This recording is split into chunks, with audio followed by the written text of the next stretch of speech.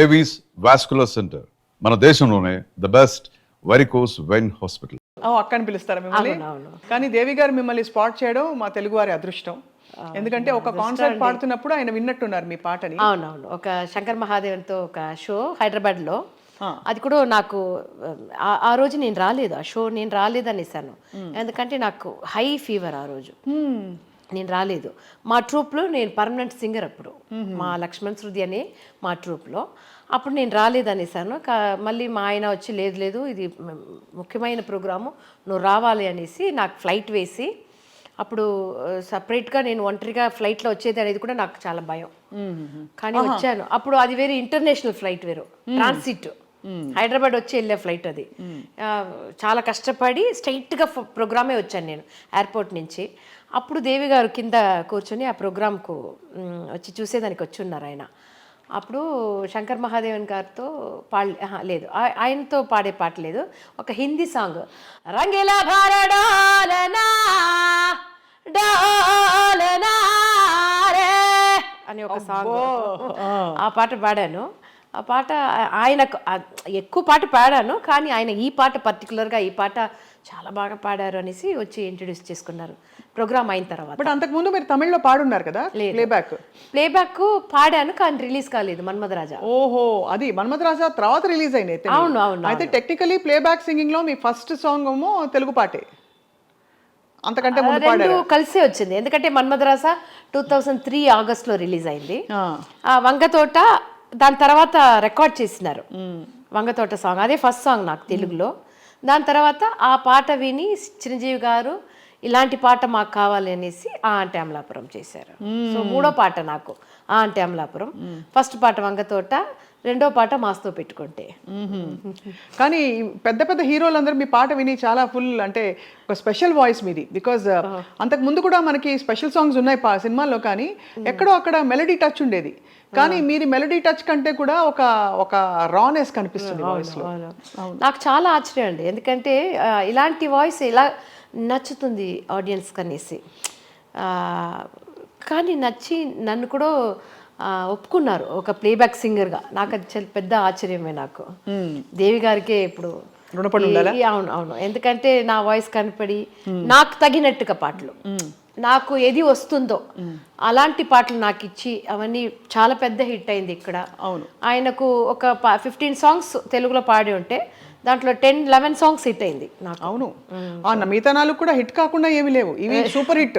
ఎంత హిట్ అంటే ఇప్పుడు ఇంకా పాడుకుంటూ మనం ఆ అంటే అనగానే అమలాపురం అని, ఆ అంటే అమ్మ నుంచి ఆ అంటే అమలాపురం చేస్తారు మీరు, అది విషయం, అది మారుతి గారి. కానీ గ్రేట్ జర్నీ అండి మీది, అనుకోకుండా వచ్చిన అవకాశాలు ఇవన్నీ కదా.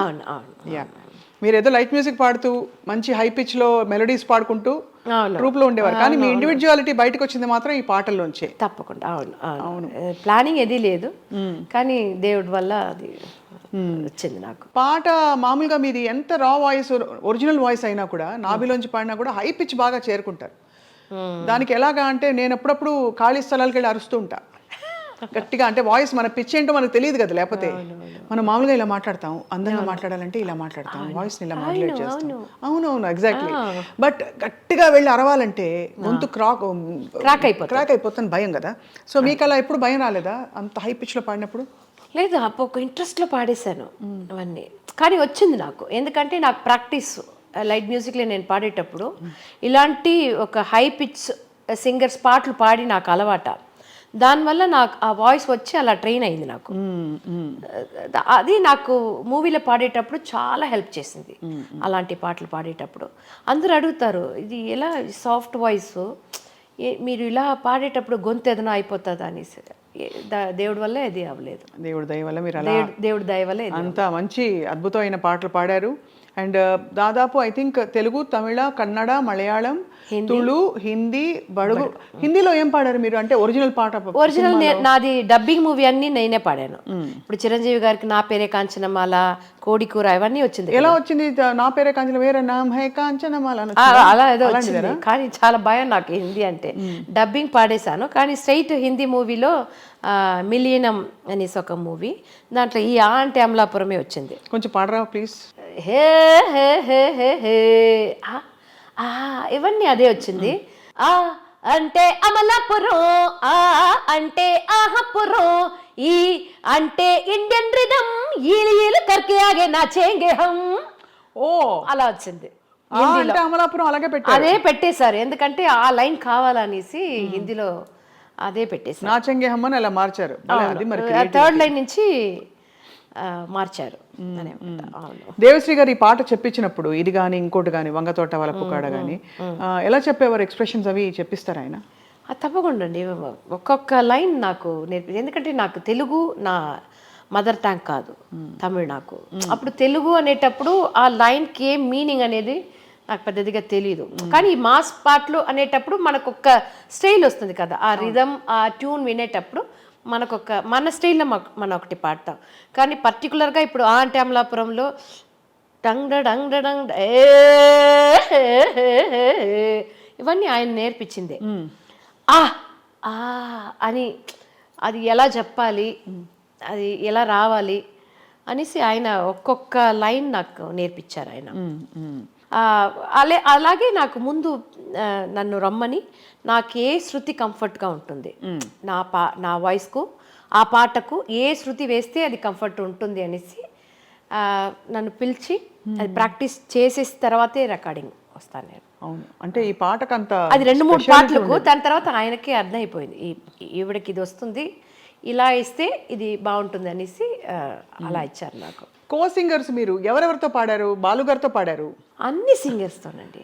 శంకర్ మహాదేవన్ గారితో పాడారు, హరిహరన్తో పాడారు, హరిహరన్ గారితో పాడారు. హరిహరన్ గారితో పాడిన పాట మూవీలో కాదు, లైట్ మ్యూజిక్లో పాడారు. ఓకే, అంటే మన కచేరీలో లైవ్ ప్రోగ్రామ్స్లో అన్ని ప్లేబ్యాక్ సింగర్స్తో నేను పాడున్నాను. అందరూ మీకు అందిన బెస్ట్ కాంప్లిమెంట్ ఏంటి మాలతి గారు? బికాజ్ అందరూ పెద్ద పెద్ద వాళ్ళందరూ మెచ్చుకున్నారు మీ పాటని, అరే ఎంత ఫ్రెష్గా ఉంది వాయిస్ అని అనుకున్నారు. అందరూ ఒక్కొక్క మాట అంటారు. ఇప్పుడు ఎస్పీబీ గారు అంకుల్తో నాకు చాలా ఎక్స్పీరియన్స్ ఉంది, ఎందుకంటే చాలా బ్రాడ్ షోస్ ఎక్కువ వెళ్ళాం మేము. అది అలాగే ఏస్తాస్ అంకుల్ ఇద్దరిని పెట్టి మేము ఒక పెద్ద షో చేసాం, వరల్డ్ టూర్. ఇరు శిఖరంగల్ అంటే తెలుగులో మీరు చెప్పండి. శిఖరం అంటే మౌంట్, 2 శిఖరాలు, 2 శిఖరాలు. అలా ఒక టైటిల్ పెట్టి వరల్డ్ టూర్ చేసాము. అప్పుడు ఒక ప్రోగ్రాంలో నేను ఒక ఫోక్ సాంగ్ ఒకటి పాడాను. తందన నాదినం తందన నాదినం తందన నాదినం నానే తందన నాదినం నానే తందన నాదినం తందన నాదినం తందన నాదినం నానే అని చాలా ఫాస్ట్ వస్తుంది, అని కొలవంతా వస్తుంది దాంట్లో, అలా వస్తుంది. ఆ పాట వినే యేసుదాస్ అంకుల్ మైక్లో ఈ పాట పాడిన తర్వాత నేను పెద్ద ఫ్యాన్ అయిపోయాను ఈ పాపకి. అప్పుడు నాకు కొంచెం చిన్న ఏజ్, అప్పుడు నాకు చిన్నపిల్ల, నేను అప్పుడే పెళ్ళయి కొంచెం 1995 మేము ఆ టూర్ వెళ్ళేటప్పుడు. అప్పుడు ఆయన అన్నారు, నాకెన్నో ఫ్యాన్స్ ఉన్నారు కానీ నేను ఈ పాపకు ఫ్యాన్ అయిపోయాను అన్నారు. అందుకనే యేసుదాస్ గారు చెప్పడం అంటే అప్పుడు ఆ స్టేజ్లో నాకు ఒక గోల్డ్ రింగ్ ఒకరు తీసుకొచ్చి నాకు వేశారు. అప్పుడు అలాంటి ఇది జరిగింది. ఒకసారి ఆస్ట్రేలియాలో ఎస్పీబీ అంకుల్తో ఒక షో, అప్పుడు నేను కేబిఎస్ అమ్మ పాట పాడతాను. అది కూడా చాలా ఓపెన్ వాయిస్. అది ఆవిడ సాంగ్స్ అన్నీ చాలా హై పిచ్లోనే ఉంటుంది, చాలా హై పిచ్లో ఉంటుంది. కానీ ఆవిడ తెలుగులో పాడలేదు అనుకుంటాను నేను, తమిళ్లోనే ఎక్కువ పాడారు ఆవిడ. అప్పుడు ఆవిడ వచ్చి ఒక మురుగర్ సాంగ్, అది చాలా ఫేమస్, అది పഴం నీయప్ప అనేసి. దాంట్లో ఒక సాంగ్ నేను పాడిన తర్వాత ఎస్పీబీ అంకుల్ వెనక్కి నుంచి వచ్చి ఈ ప్రోగ్రామ్, ఎందుకంటే ఆ రోజు స్టాండింగ్ ఓరిషన్ నాకు,